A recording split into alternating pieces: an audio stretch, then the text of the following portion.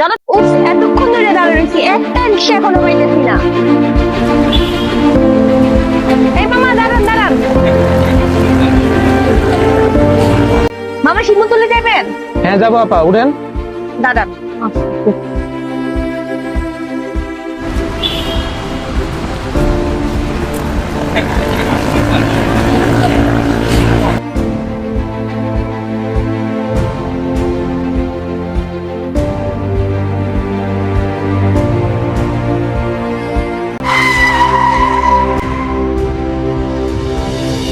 নেন মামা ভাড়া নেন। ভাড়া কত দিলেন আপা? এই যে আপা শুনেন, ভাড়া তো 20 টাকা না আপা। কিসের 20 টাকা না? আপনি 20 টাকা দিলেন কেন? এইখান থেকে একটু রাস্তা কিসের 20 টাকা না? 20 টাকা ভাড়া 20 টাকায় দিছি, আবার কিসের ভাড়া চান আপনি?